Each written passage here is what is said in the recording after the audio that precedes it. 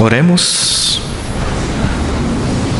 Senhor, nosso amado, nosso misericordioso Deus, graças nós te damos pelo dom concedido em Cristo Jesus de estarmos aqui reunidos pelo Teu Espírito Santo, para que publicamente e em comunhão com os nossos irmãos possamos render um culto ao Senhor. Sabemos que não somos capazes de cultuar ao Senhor como devido,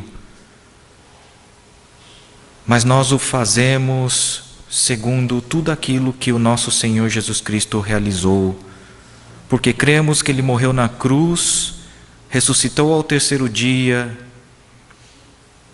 e ascendeu aos céus. E por isso, um dia seremos transformados a tal ponto que no Teu Espírito Santo seremos capazes de glorificar o Senhor como devido. Mas enquanto isso, Senhor, nós peregrinamos por este mundo, por este deserto árido. Nós clamamos em nome de Jesus Cristo para que o Senhor ande conosco, que o Senhor seja conosco, porque confessamos a inadequação, a ignorância daquele que fala, tanto daquele que ouve. Por isso nós pedimos, Senhor, pelo Teu Espírito Santo, que o Teu Espírito Santo seja derramado copiosamente para matar a nossa fome e saciar a nossa sede e fome de Jesus Cristo. Que o Senhor use o Teu servo como singelo, humilde instrumento para proclamar a Tua santíssima palavra por meio do Teu Espírito Santo, e que seja o Teu Espírito Santo a ministrar a Tua santíssima palavra no coração de cada um do Seu povo que está aqui presente. Em nome de Jesus nós oramos. Amém. Vamos abrir as nossas Bíblias em Isaías, capítulo 22, versículos 1 a 14.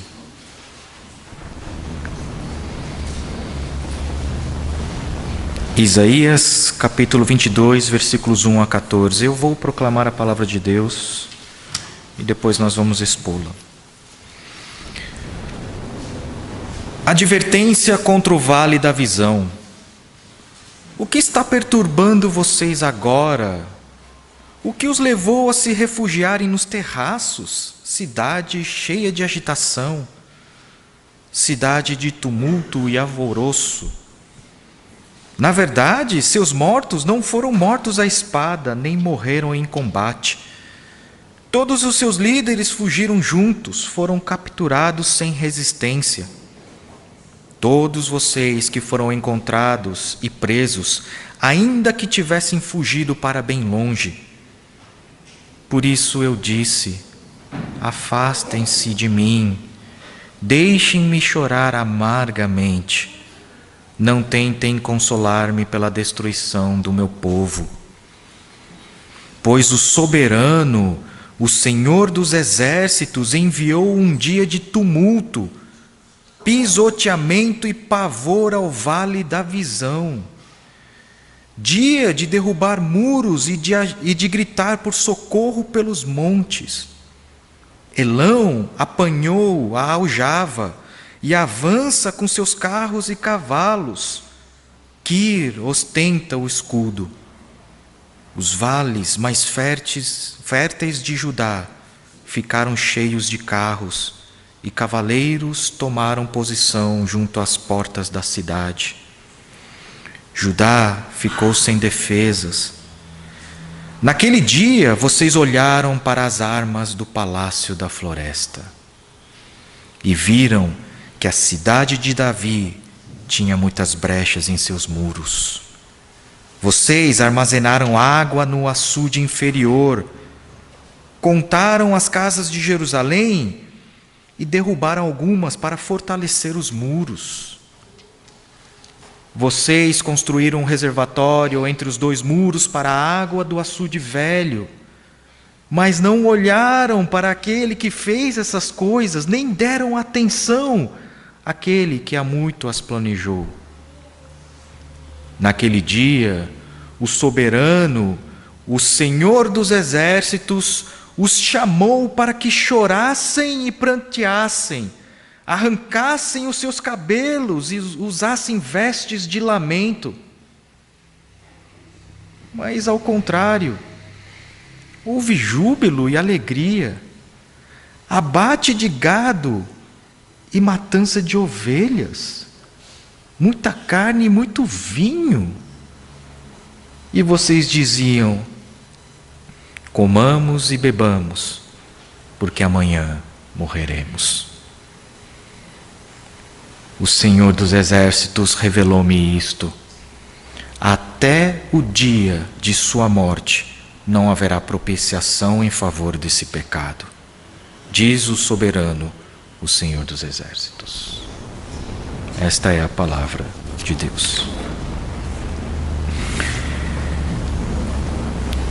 Quando nós olhamos para a cidade de Jerusalém, para a nação de Judá nesta época, nós estamos vendo um microcosmo daquilo que é a realidade macro de todo o mundo. Então Deus nos concedeu, pela sua graça, a revelação tanto da sua santa justiça, quanto da salvação maravilhosa que Ele oferece, de uma maneira muito pedagógica. Nós podemos olhar para a cidade de Jerusalém nessa época e aprender a respeito da santidade e severidade da justiça de Deus, quanto da maior e maravilhosa notícia que Deus tem para o seu povo pecador condenado, que é a salvação. Portanto, quando nós lemos esses textos e olhamos para tudo o que aconteceu, nós estamos lendo a nossa própria história, a história do nosso mundo em um microcosmo. E o texto que nós acabamos de ler, a palavra de Deus, começa proferindo um ai, uma advertência contra o vale da visão. E vale da visão aqui designa nada menos do que a própria Jerusalém. Jerusalém como o lugar da própria presença de Deus, do templo de Deus, deveria ser o lugar da visão, porque Jerusalém recebeu a revelação da palavra de Deus, são os portadores da luz de Deus para o mundo. Se Jerusalém não tem olhos, quem neste mundo poderia ter? Jerusalém é o vale da visão, porque Deus se revelou em Jerusalém. Mas que maneira irônica de se advertir essa cidade. Como que o vale da visão, como que Jerusalém, o local do templo de Deus, está recebendo uma advertência tão severa? Para entendermos o que aconteceu, nós vamos encaixar esse texto de Isaías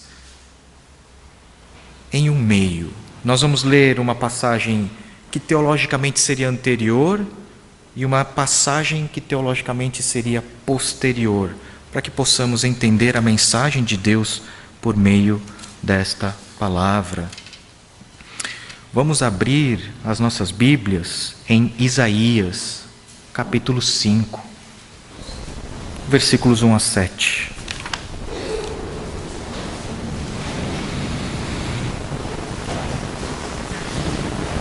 Isaías capítulo 5, Versículos 1 a 7. Cantarei para o meu amigo o seu cântico a respeito de sua vinha. Meu amigo tinha uma vinha na encosta de uma fértil colina. Ele cavou a terra, tirou as pedras e plantou as melhores videiras.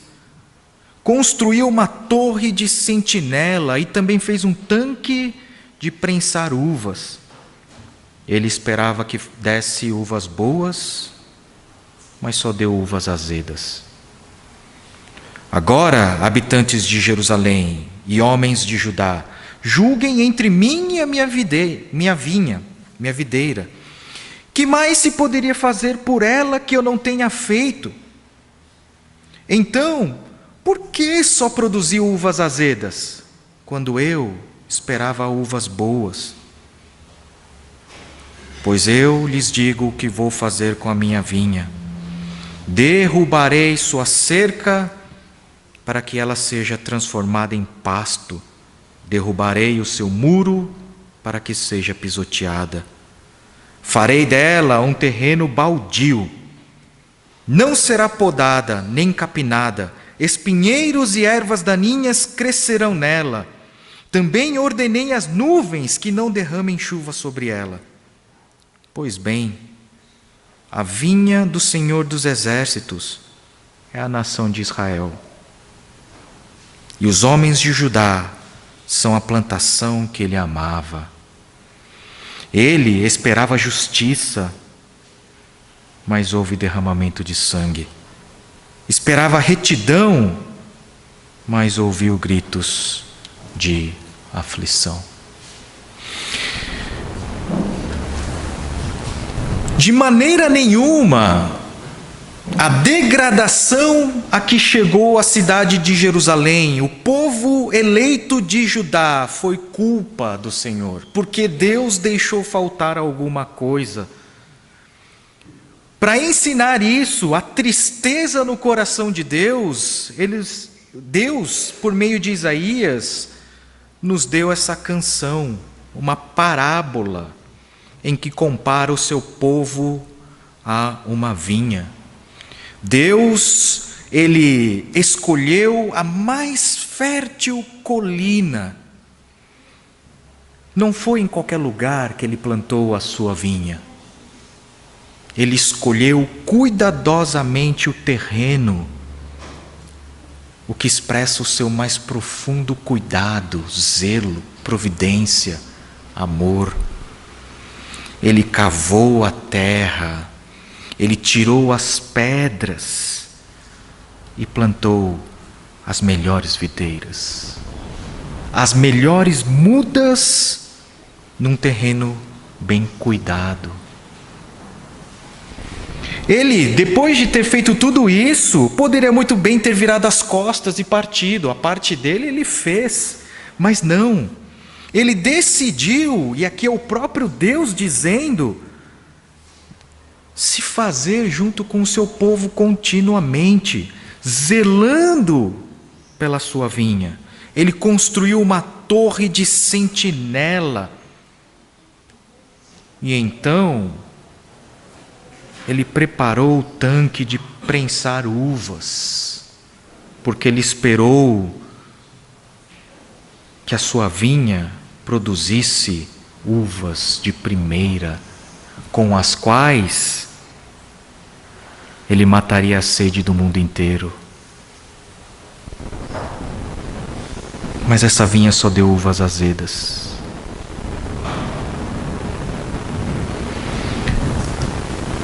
Ao contrário de tudo aquilo que Deus havia feito para o seu povo, o seu povo só produziu injustiça. Cada dia que se passava, cada bênção recebida por Deus, só transformava as pessoas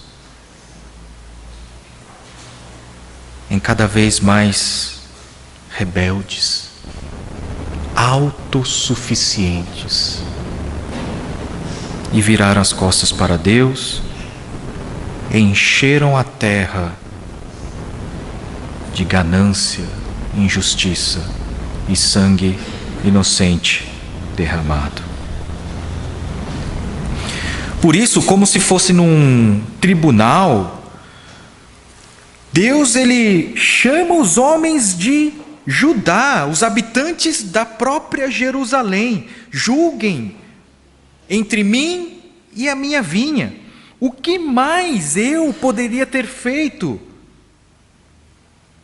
que eu não tenha feito por vocês? Escolhi a colina mais fértil, tirei cada pedrinha, cada impureza, plantei as melhores videiras, construí uma torre de sentinela, ao seu tempo ordenei que as chuvas regassem o solo abundantemente. Então, por que só produziu uvas azedas quando eu esperava uvas boas? O que se espera fazer com uma vinha como essa? Versículo 5: Pois eu lhes digo o que vou fazer com a minha vinha. Derrubarei sua cerca para que ela seja transformada em pasto. Derrubarei o seu muro para que seja pisoteada. Farei dela um terreno baldio, não será podada nem capinada. Espinheiros e ervas daninhas crescerão nela. Também ordenei às nuvens que não derramem chuva sobre ela. Pois bem, a vinha do Senhor dos Exércitos é a nação de Israel, e os homens de Judá são a plantação que ela amava. Deus esperava a justiça, mas tudo o que ele viu foi ganância, violência, logro, derramamento de sangue. Deus esperava a retidão, mas ouviu gritos de aflição.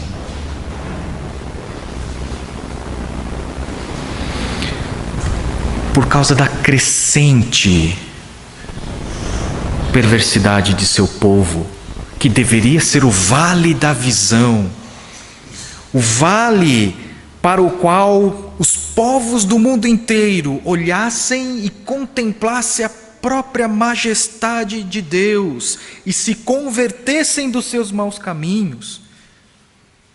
Mas por ter recusado tamanha vocação, exercendo uma vocação contrária,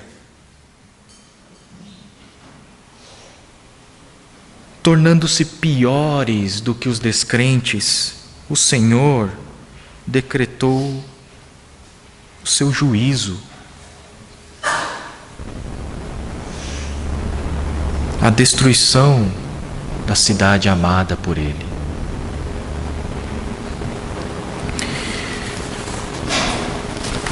Durante muito tempo, Deus fielmente, amorosamente enviou os seus servos para exortar o seu povo: arrependam-se, olhem para mim, caminhem os meus caminhos, obedeçam os meus estatutos. Olhem para mim. E repetidas vezes, quanto mais Deus enviava os seus servos, mais o povo transgredia rebeldemente as leis do Senhor, rejeitando Deus, tornando-se autossuficientes. Isaías, esse profeta, por meio do qual nós estamos recebendo a palavra de Deus, o que diz a tradição, foi cerrado ao meio vivo, porque sua palavra foi rejeitada. Quantos e quantos não foram os profetas rejeitados pelo povo, apedrejados, destituídos de honra e de posses? o povo não se arrependeu durante gerações e gerações. Até que chegou o ponto em que Deus cumpriria a sua palavra, derrubaria os muros de sua cidade e a transformaria em um terreno baldio. Um dos últimos profetas enviados por Deus, a geração que seria enviada ao exílio, foi Jeremias. Jeremias, como todos vocês sabem, foi proibido de se casar. Ele foi proibido de participar de funerais. Ele foi proibido de participar de banquetes, porque a sua própria vida era uma profecia a respeito de toda aquela geração para a qual ele foi enviado para pregar. Jeremias pregou, profetizou com a sua própria vida. Se ele se casasse e tivesse filhos, seria somente para ver a sua esposa e filhos sendo carregados para o exílio ou mortos. Ele não poderia participar de funerais, porque a guerra assolaria Judá de tal forma que não haveria tempo para o lamento, os funerais dignos para honrarem os mortos. As pessoas cairiam aos montes. As músicas, os banquetes cessariam. Deus acabaria com a festa. Vamos ler Jeremias, capítulo 7, versículos 22 a 28.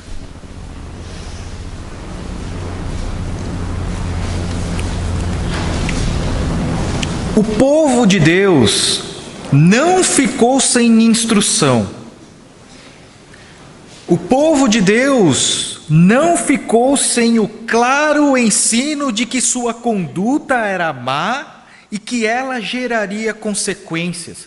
E quanto mais rebeldes fossem, mais próximos se aproximariam do santo juízo de Deus. Em uma das muitas exortações para que o povo se arrependa, antes que seja tarde demais, Jeremias proclamou a palavra de Deus da seguinte forma: quando tirei do Egito os seus antepassados, nada lhes falei, nem lhes ordenei quanto a holocaustos e sacrifícios. Deus não exigiu holocaustos e sacrifícios, boas obras, para que ele realizasse a salvação no Egito.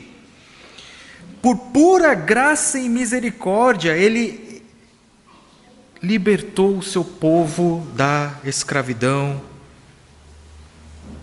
e da morte.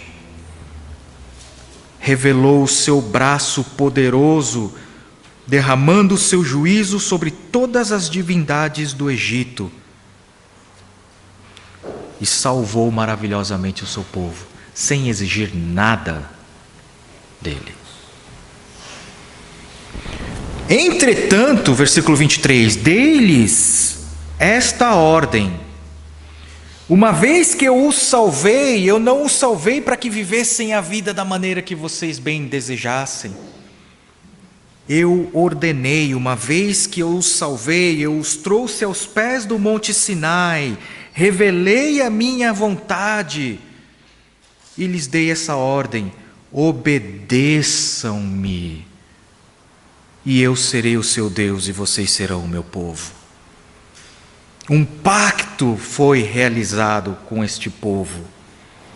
Obedeçam-me, e eu serei o seu Deus, e vocês serão o meu povo por toda a eternidade.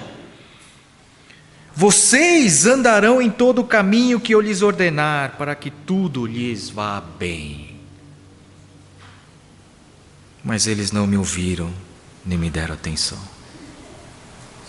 Desde a sua origem foram claramente ensinados a respeito de quem Deus é, sua majestade, sua soberania, seu poder absoluto, seu amor, sua misericórdia. Ainda que o povo não merecesse, ainda que o povo merecesse o castigo pelos seus próprios pecados, a escravidão no Egito, o chicote estralando em suas costas, condenados a viver uma vida frustrante, a construir as obras de Faraó, ainda que merecessem menos do que a comida que tinham como escravos no Egito, o Senhor se derramou em graça espetacular, demonstrando um poder absoluto.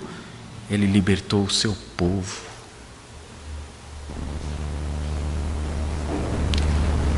Trazendo esse povo liberto aos pés do Monte Sinai, nasceu a nação de Israel em um mais profundo e íntimo pacto com Deus. Deus seria o seu povo e eles seriam o povo de Deus. Deus seria o seu Deus.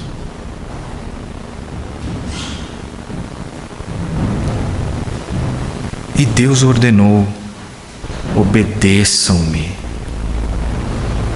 andem em todo o meu caminho que eu lhes ordenar, e tudo lhes irá bem. Mas eles não me ouviram, nem me deram atenção. Antes, seguiram o raciocínio rebelde dos seus corações maus. Andaram para trás e não para a frente. Entregaram-se às suas próprias paixões, aquilo que eles raciocinavam como certo e não como a ordem do Senhor. Passaram a viver seus dias de acordo com as inclinações do seu coração rebelde e mau, e não segundo as ordenanças da Santíssima Palavra de Deus. E assim andaram para trás e não para a frente. Desde a época em que os seus antepassados saíram do Egito até o dia de hoje, eu lhes enviei os meus servos, os profetas, dia após dia.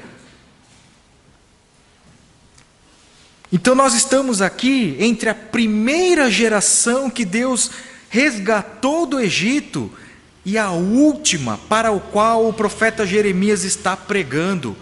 Do primeiro ao último, Deus enviou os seus servos, os profetas, dia após dia, que começando de madrugada, exortavam o povo: arrependam-se, voltem para mim. Mas eles não me ouviram, nem me deram atenção. Antes, tornaram-se obstinados e foram piores do que os seus antepassados. Cada geração subsequente sendo mais teimosa, obstinada e cada vez mais corrompida, perversa, chegando ao ponto de cometer os pecados à luz do dia, desavergonhadamente.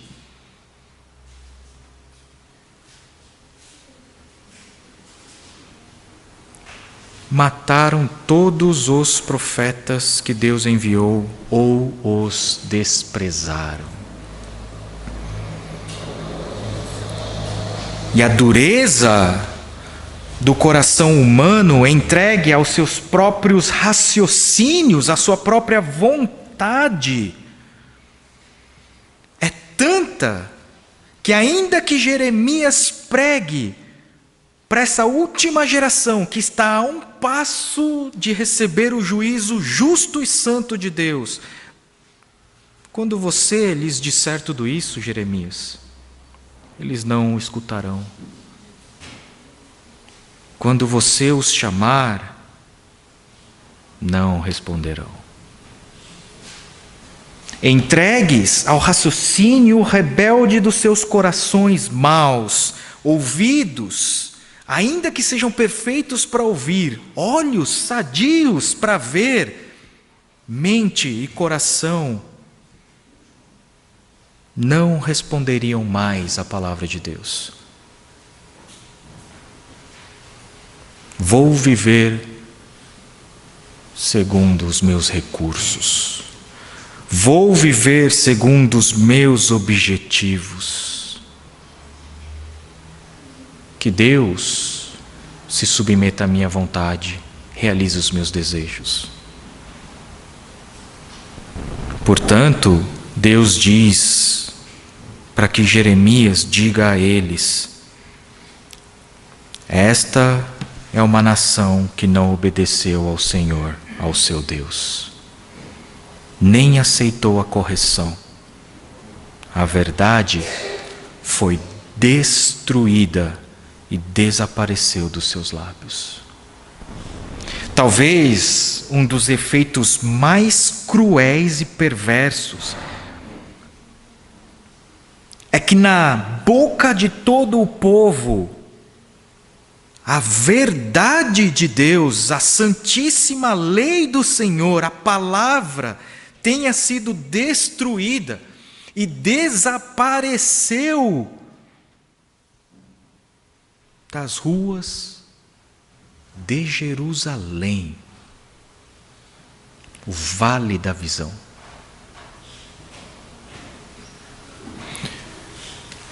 Como pôde esse povo cujo raciocínio rebelde dos seus corações maus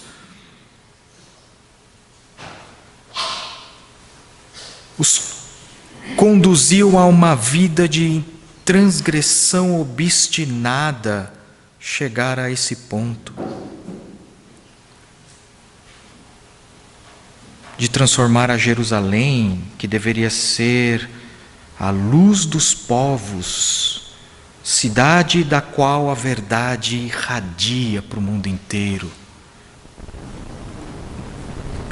a cidade onde a verdade foi destruída e desapareceu dos lábios dos seus habitantes.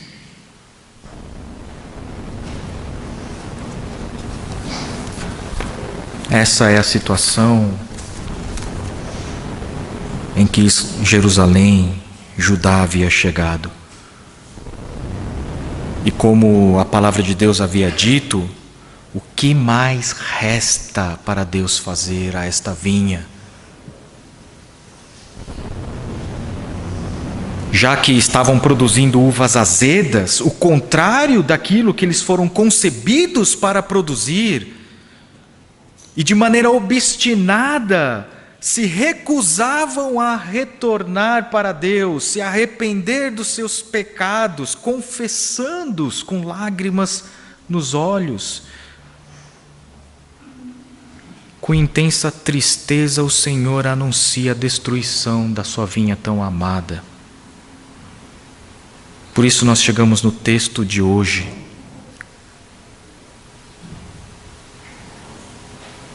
Porque a vinha, Judá, foi destruída na geração de Jeremias por meio dos babilônios.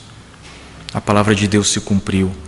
Mas antes que a sua vinha, antes que Judá, antes que Jerusalém, o santíssimo templo de Deus, fosse destruído pelos babilônios, o Senhor graciosamente e ao mesmo tempo justamente enviou uma advertência seríssima para o seu povo.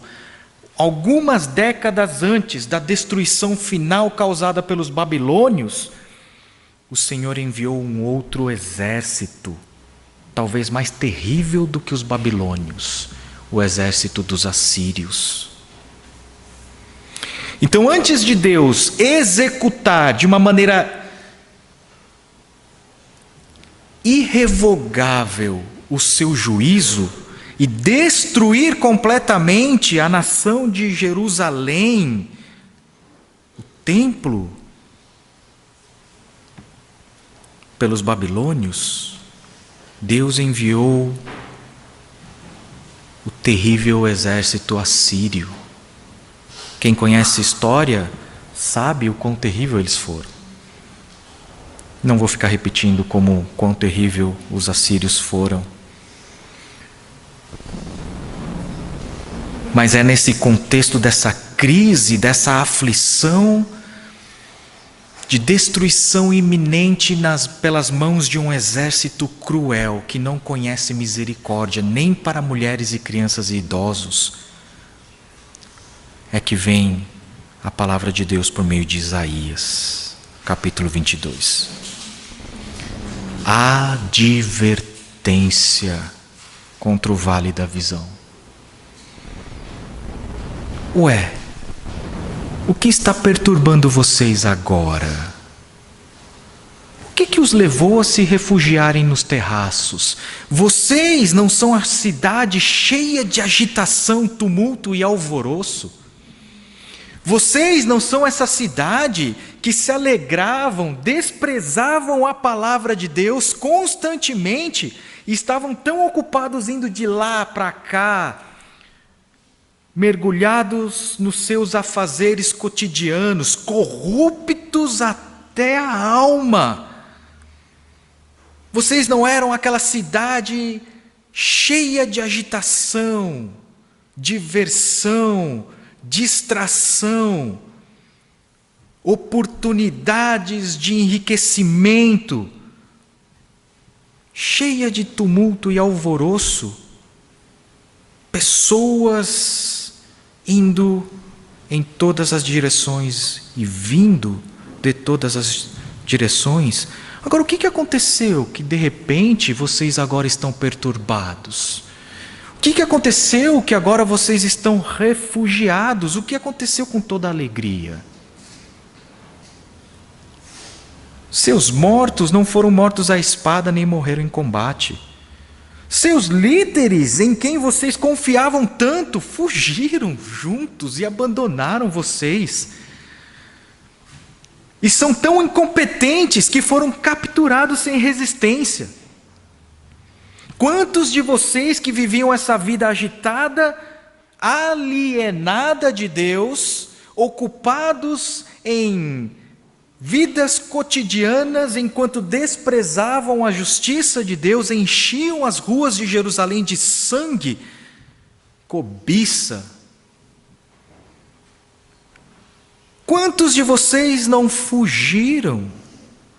O que aconteceu? Todos vocês que foram encontrados e presos, ainda que tivessem fugido para bem longe. O que aconteceu que nem fugir vocês conseguiram?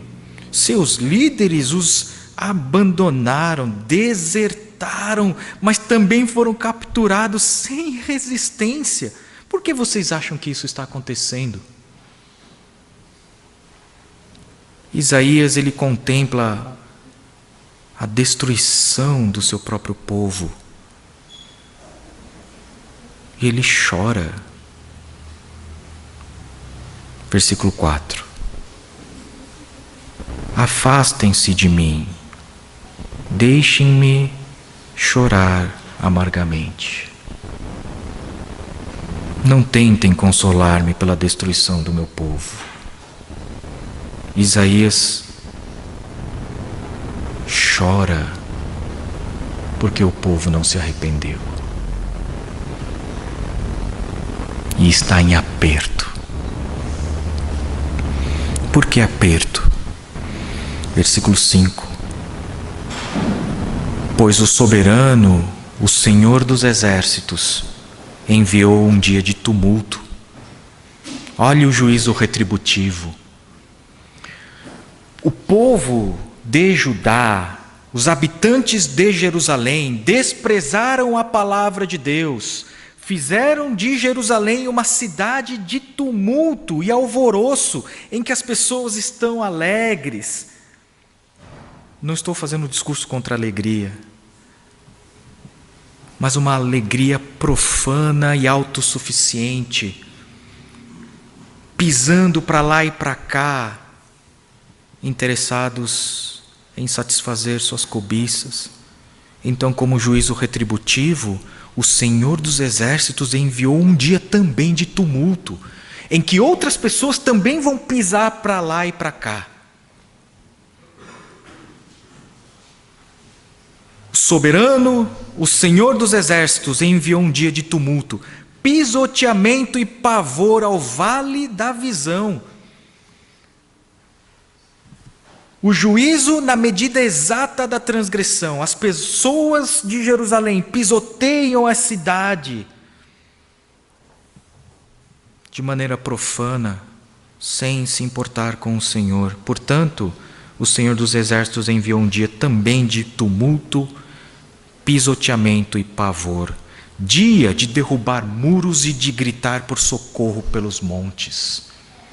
Imaginem aqui uma cidade empolvorosa, quase como se fosse uma feira livre. Ninguém ouve ninguém, todo mundo fala ao mesmo tempo, pessoas ocupadas somente com as suas próprias vidas, em satisfazer os seus próprios objetivos, dando as costas para Deus continuamente e vivendo uma vida de injustiça e violência. Pensem numa nação barulhenta, caótica, recebendo um juízo exato para a sua transgressão.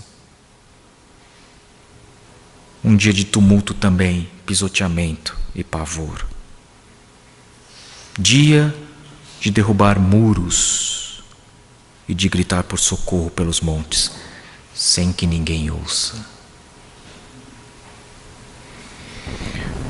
Porque Elão apanhou a aljava, aqueles cestinhos em que os soldados guardam as flechas. Avança com seus carros e cavalos. Quir ostenta o escudo. Os vales mais férteis de Judá ficaram cheios de carros e cavaleiros tomaram posição junto às portas da cidade. Como juízo retributivo e justo, o vale de Judá, os vales mais férteis de Judá, ficaram abarrotados de um exército inimigo cruel, sem misericórdia.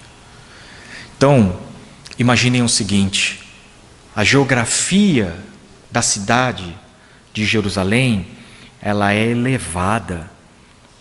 Jerusalém é uma cidade murada que fica em cima de colinas, de montes. E por baixo dos montes existem vales. E a geografia lá é meio recortada assim, né, em zigue-zague.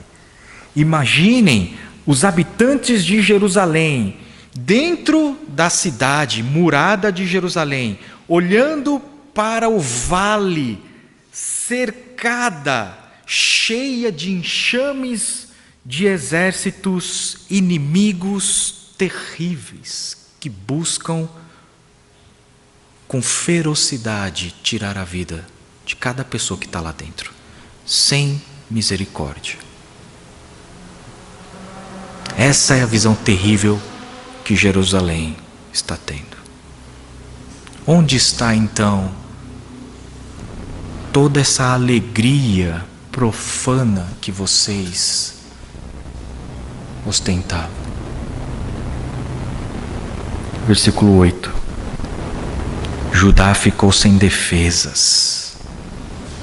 O que pode uma cidade fazer contra tamanho ódio? O que pode os exércitos de Judá fazer contra um exército tão grande que veio para aniquilá-los?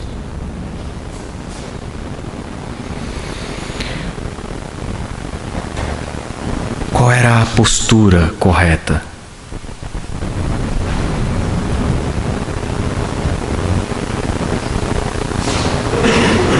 postura correta era olharem para Deus, a única fonte de salvação. Mas cederam à tentação. Veja o finalzinho do versículo 8. Naquele dia, vocês olharam para as armas do palácio da floresta. Ao invés de olharem para Deus em busca de misericórdia e salvação, seus olhos se viraram para o palácio da floresta, onde ficavam guardadas as armas. Confiaram no poder de espadas e arcos, declararam sua autossuficiência.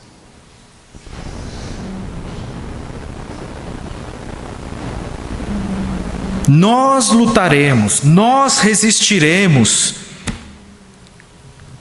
Que cada pessoa seja inspirada por um discurso de amor à pátria, de sacrifício.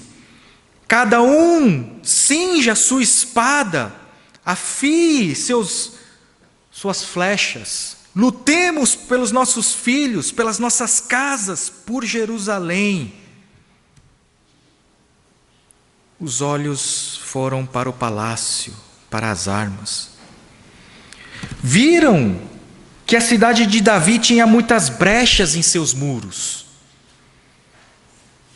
Estavam confiando em seus próprios recursos materiais e mundanos, declarando sua autossuficiência de Deus, olhando para cada minúcia, menos para onde mais importa, que é para Deus.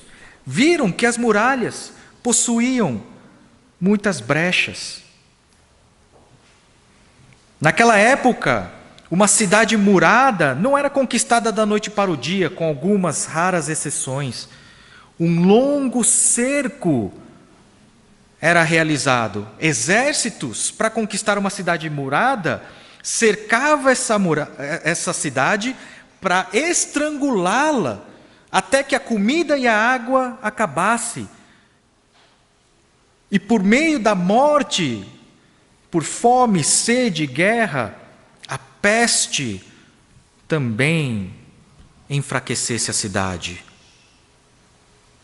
E um cerco desse podia durar anos, até que os seus habitantes estavam tão enfraquecidos que não havia mais quem pudesse defender a cidade. Então a cidade caía. Portanto, em uma declaração de materialismo e autossuficiência, olharam para as brechas dos muros, armazenaram água no açude inferior, contaram as casas de Jerusalém e derrubaram algumas delas para aproveitar os tijolos para reforçar os muros. Mais uma vez o povo repete o seu pecado, desprezando Deus e confiando nos seus próprios recursos, declarando a sua autossuficiência, armazenando água, consertando brechas nos muros. Os habitantes de Jerusalém estão ocupados, pisando para lá e para cá, em alvoroço.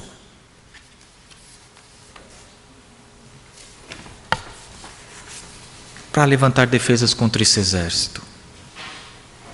Versículo 11: vocês construíram um reservatório entre os dois muros para a água do açude velho.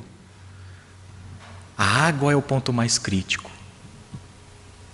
Um ser humano pode aguentar algumas semanas sem alimento, ou com pouco alimento, mas água era um ponto crítico. Portanto, eles não somente armazenaram água no açude inferior, mas veja o homem usando o seu raciocínio, sua capacidade e seu engenho para declarar a sua autossuficiência. Estavam construindo um reservatório entre os dois muros para ter mais água, para resistir ainda mais às investidas deste exército. Olharam para as armas, olharam para o palácio, olharam para os muros, para as brechas dos muros. Contaram cada soldado, cada braço forte o suficiente para brandir uma espada ou disparar uma flecha. Olharam para as armaduras, poliram os escudos, guardaram água e alimento quanto podiam, mas não olharam para aquele que fez estas coisas. Não olharam para Deus, que fez estas coisas. Aquele exército não estava ocupando todo aquele vale como se fosse um enxame de vespas prontos para ferroar cada habitante daquela cidade. Não foi por acaso. Não foi por azar que Jerusalém, a nação de Judá, estava no caminho da expansão de um império, no caso o Império Assírio.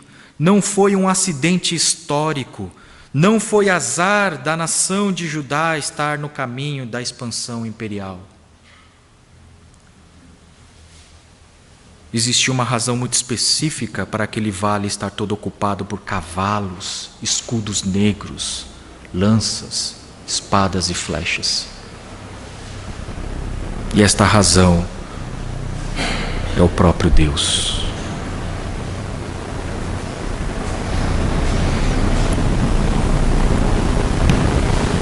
E olharam para tudo, exceto para Ele. Olharam para todas as coisas, mas não olharam para aquele que fez estas coisas. Nem deram atenção àquele que a muitas planejou. E naquele dia, trazendo toda essa aflição ao seu povo, o que o Senhor queria? Aniquilar as pessoas simplesmente? Não. O Senhor os chamou para que chorassem, pranteassem, arrancassem os seus cabelos, usassem vestes de lamento, se arrependessem pelos seus profundos e perversos pecados. Que diante de tanta aflição, risco iminente de aniquilação, olhar para os seus filhos pequenos, para suas esposas, seus pais idosos, e reconhecessem a santidade da lei de Deus, a santidade de Deus, chorassem e pranteassem em arrependimento. Mas que coisa! A cidade estava em júbilo. Estavam cercados, ameaçados de iminente morte, e ao invés de choro, pranto, arrependimento, o povo estava em júbilo e alegria. As pessoas estavam abatendo gado e matança de ovelhas, fazendo churrasco. Muita carne e muito vinho. As pessoas estavam festejando.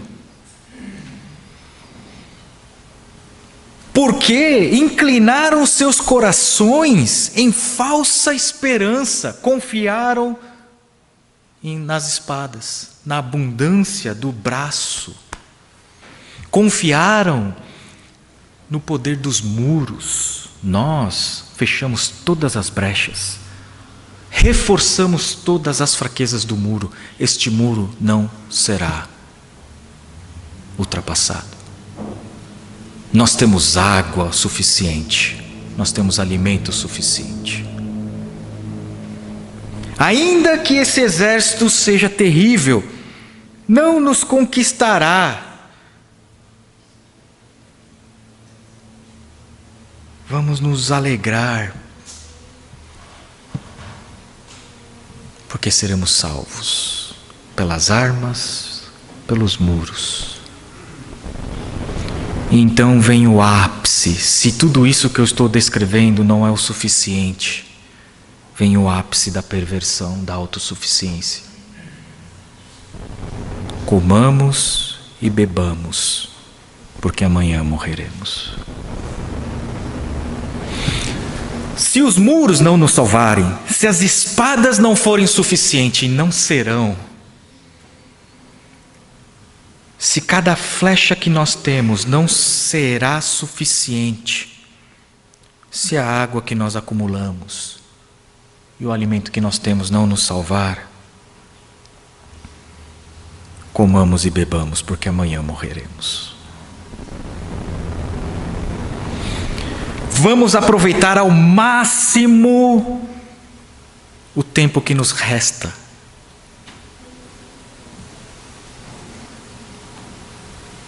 Vamos ter toda sorte de prazeres em nosso último suspiro, porque amanhã morreremos. O ápice da descrença é viver o seu dia entregue a prazeres, porque acham que não haverá amanhã.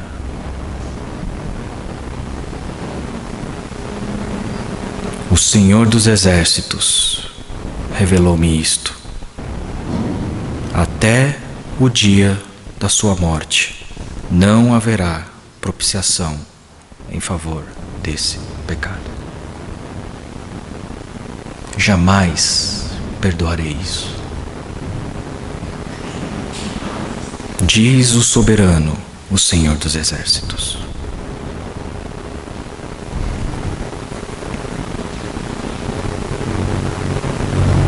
Isso é um microcosmo do nosso mundo. Nosso mundo é um mundo em polvorosa. As pessoas pisoteiam para lá e para cá. Vivemos em um intenso caos. Uma feira livre mundial. Pessoas gritando, tão ocupadas nos seus afazeres, nos seus objetivos, naquilo que falta, naquilo que acham que falta. Em ganhar cada vez mais, satisfazendo seus desejos, lutando contra suas frustrações. Homens, mulheres, crianças, idosos, entregues a uma vida cujos olhos não olham para outra coisa a não ser o bem-estar material. No poder do dinheiro, na satisfação das riquezas, e ignoram Deus. E assim enchem cada palmo desse planeta do mais obscuro pecado de autossuficiência. Cada um agindo segundo o raciocínio rebelde dos seus corações maus. E por isso, assim como Deus julgou o seu povo eleito, e isso é um exemplo para o juízo maior que virá, porque de fato esse juízo virá. Se virá. Paulo, em sua segunda epístola aos Coríntios, se eu não me engano, capítulo 5, em algum lugar entre os versículos 1 e 10, ele diz que todos comparecerão ao tribunal de Cristo. Todos.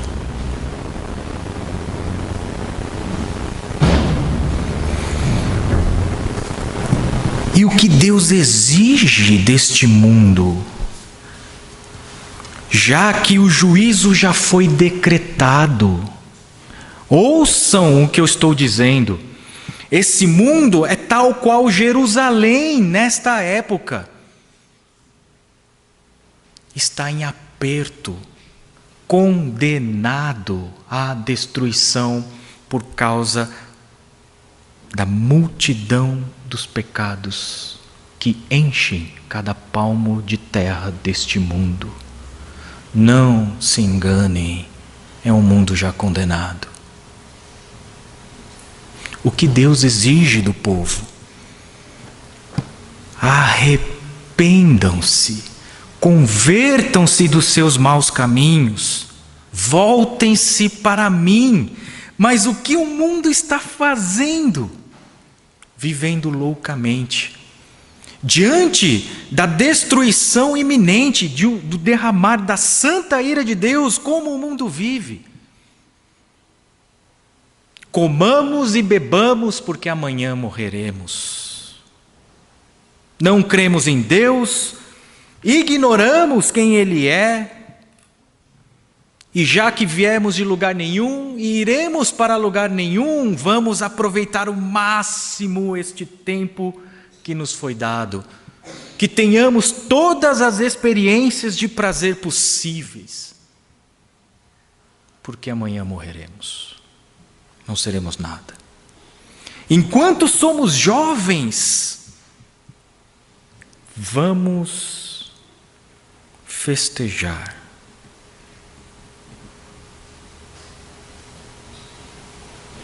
E ensinamos nossos filhos a fazerem o mesmo.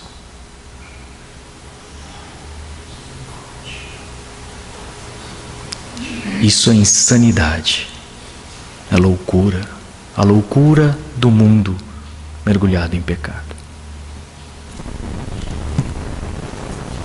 Mas imaginem esse cenário de Jerusalém cercada por um enxame enorme de exércitos cruéis e sem misericórdia. E esse cerco ser quebrado por um emissário enviado por Deus, proclamando a salvação.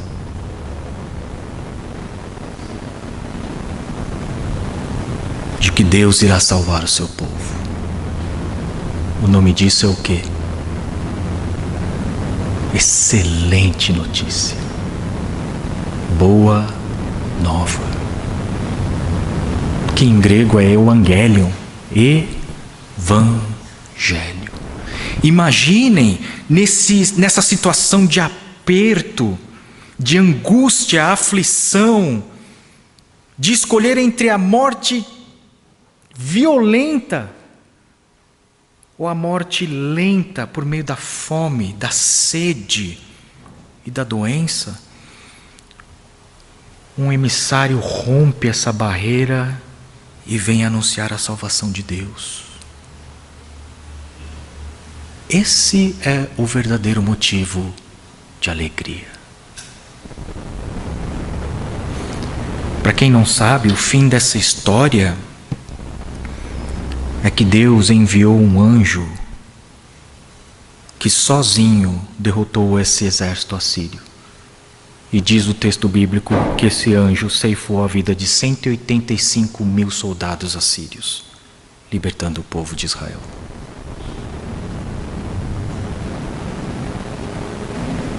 Mesmo assim, o povo não se arrependeu. E décadas mais tarde, então Deus os entregou à destruição pelas mãos dos babilônios. Essa é a história bíblica. Mas não precisa ser assim. Estou terminando. Marcos capítulo 16, versículos 15 a 16.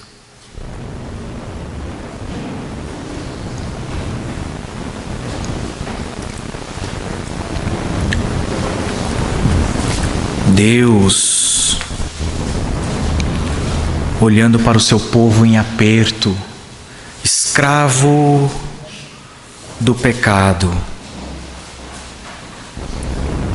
e vendo o sofrimento do seu povo e a desesperança, sem uma única esperança, vendo o seu povo vivendo dias sombrios, sem esperança de um raio de luz sequer, Ele se compadeceu do seu povo. Ele mesmo se cingiu de armadura, desceu ao mundo em corpo de homem e veio lutar pelo seu povo. Ele enviou seu Filho unigênito, Jesus Cristo, perfeitamente homem, perfeitamente Deus, sem que essas duas naturezas se misturem, viveu uma vida perfeita, morreu na cruz e ressuscitou ao terceiro dia. Então, o próprio Jesus, ressurreto, ordenou que seus arautos, seus mensageiros, fossem por todo este mundo condenado, cercado em aperto, para proclamarem a boa nova. Deus está salvando o seu povo. Versículo 15. E Jesus disse-lhes: vão pelo mundo todo e preguem o evangelho a todas as pessoas. Vão pelo mundo todo e preguem a boa nova, que em meio a essa aflição, em meio a essas sombras, a salvação de Deus é derramada. Existe redenção. Não precisamos escolher entre a morte violenta, a morte lenta, pela fome, pela sede, pela peste. Não precisamos mergulhar nas sombras da morte para nunca mais retornar. Que espetacular mensagem é essa? Que o Senhor derrotou as forças do mal e veio para nos libertar. Por isso que uma das metáforas para a salvação no Antigo Testamento é alguém ser tirado de um aperto para ser transferido num pasto largo. O alívio que isso traz.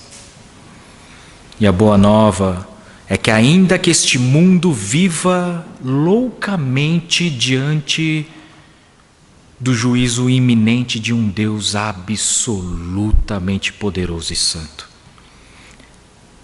e esteja cercado, sem escapatória, pela justa ira de Deus,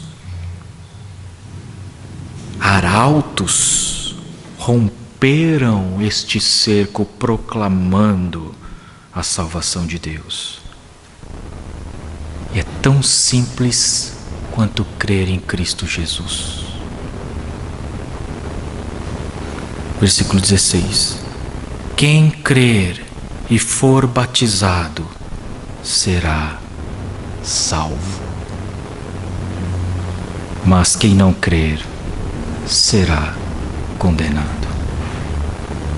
Não há amor e misericórdia maior do que esta, de oferecer a um povo cercado e condenado a maravilhosa notícia, o Evangelho, de que em Cristo Jesus, todos aqueles que crerem em Jesus Cristo como Senhor e Salvador serão salvos. Entretanto, quem não crer já está condenado. Oremos.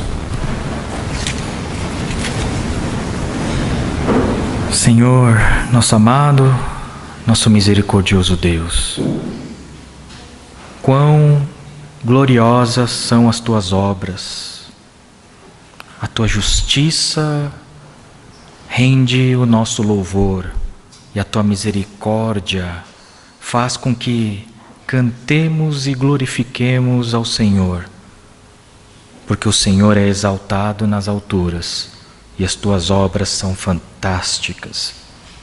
Graças nós te damos por tudo aquilo que o Senhor realizou por meio de Jesus Cristo, a salvação que nos é proclamada, a salvação que nos é concedida.